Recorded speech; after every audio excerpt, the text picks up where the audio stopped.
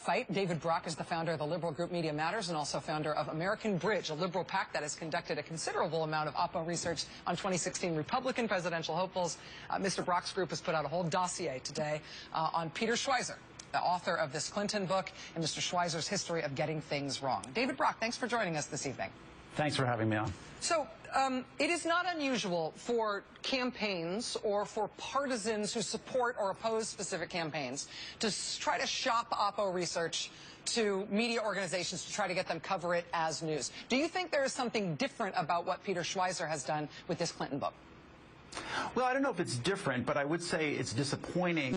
New York Times is chasing the same story as Fox News. I think what we have here that might be unique is a convergence of millions of dollars being spent by Republicans on opposition research and a press corps that's so competitive on the Clinton beat that they're looking for any anti-Clinton crumb. And what happens in the situation, which may be happening here, is that, you know, I have no problem with the Times vetting books. I've written books. That's not really unusual, but I think they didn't set the bar particularly high here because this author has a rap sheet, as you have already set up, as long as my arm. And we did a 7,000-word report for Media Matters today.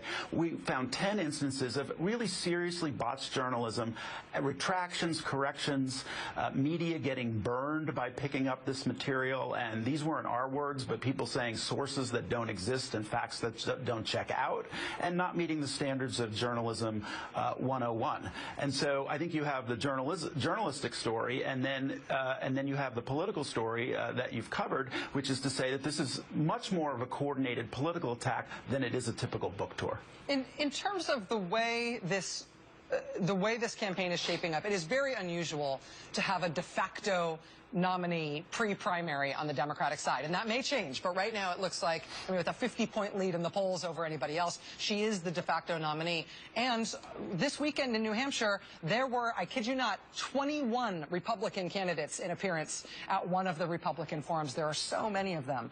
How is that going to drive the part of this process that is paying for opposition research? I mean, back in your conservative days, you were one of the hired hands on the anti-Clinton oppo research side. How do you think that's going to be? How do you think that's going to work this year with this dynamic?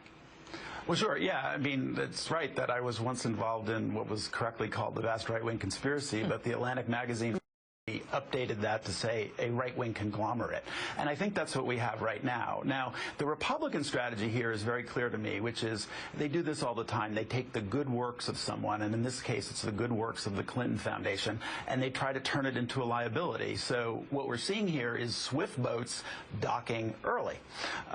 This is a political campaign. It's very sophisticated. They've briefed Marco Rubio. They've briefed Rand Paul. But I would say, you know, if those folks think that a winning political strategy is attacking a foundation that's done things like so much to stop the AIDS epidemic in Africa, let's have at it. David Brock, founder of Media Matters, thanks very much for your time tonight, Dave. Nice to see you. Thank you.